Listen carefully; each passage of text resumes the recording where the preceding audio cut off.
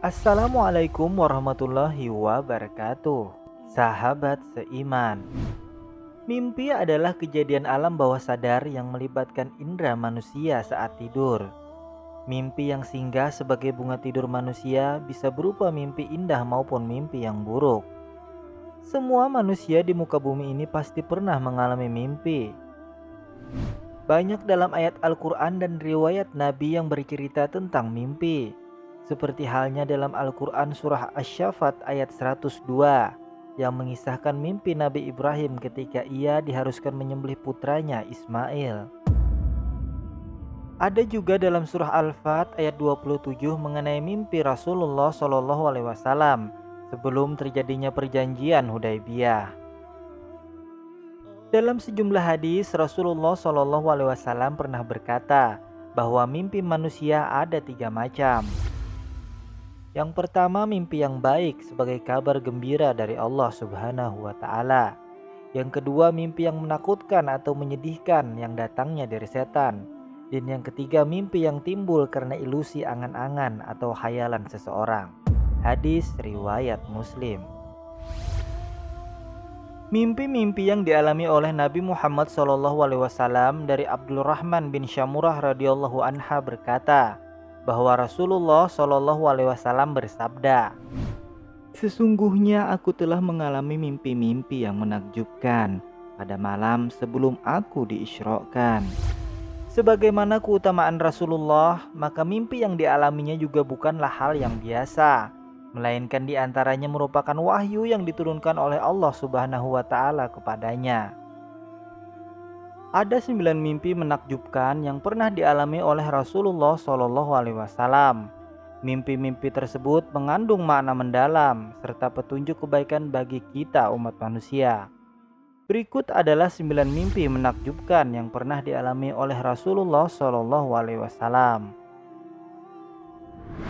Mimpi yang pertama, aku telah melihat salah seorang dari umatku didatangi oleh malaikat maut dalam keadaan yang amat mengerikan untuk mengambil nyawanya.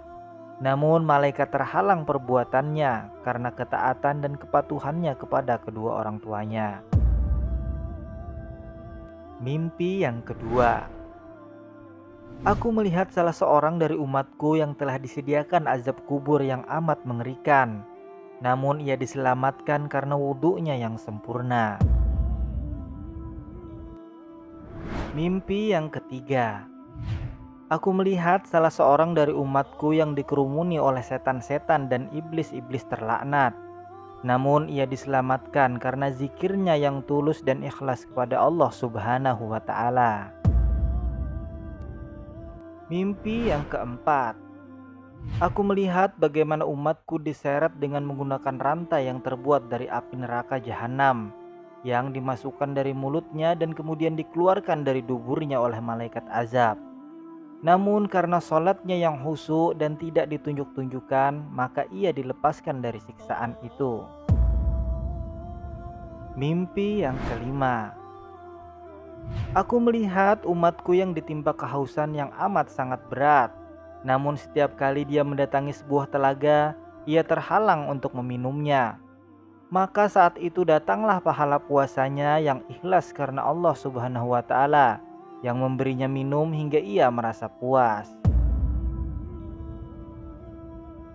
Mimpi yang keenam, aku melihat umatku yang mencoba mendekati kumpulan para nabi yang sedang duduk bersama.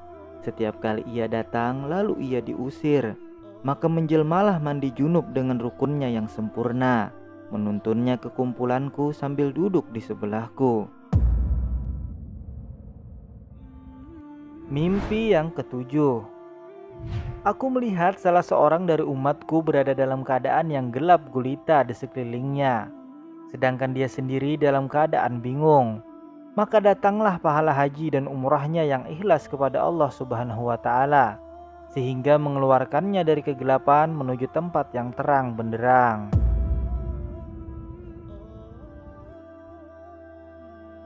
Mimpi yang kedelapan, aku melihat umatku yang mencoba berbicara kepada golongan orang mukmin, tetapi mereka tidak seorang pun mau membalas bicaranya. maka menjelmalah sifat silaturahminya dan tidak suka bermusuh-musuhan sesama umatku. Lalu menyuruh kepada mereka agar menyambut bicaranya. Lalu ia pun dapat berbicara kepada mereka. Mimpi yang kesembilan. Aku melihat umatku sedang menepis-nepiskan percikan api yang mengenai mukanya. Namun ia dilindungi karena pahala sedekahnya yang ikhlas kepada Allah Subhanahu wa Ta'ala. Sahabat seiman, demikianlah mimpi-mimpi yang dialami oleh Rasulullah Shallallahu Alaihi Wasallam. Sesungguhnya hal ini dapat menjadi pelajaran dan renungan bagi kita umat Islam, agar kita senantiasa melakukan hal-hal yang baik dan menjauhi larangan-larangan Allah Subhanahu wa Ta'ala. Hal demikian dapat menjadi petunjuk dan pengingat bagi orang-orang yang berpikir. Wallahu alam bishawab. Assalamualaikum warahmatullahi wabarakatuh.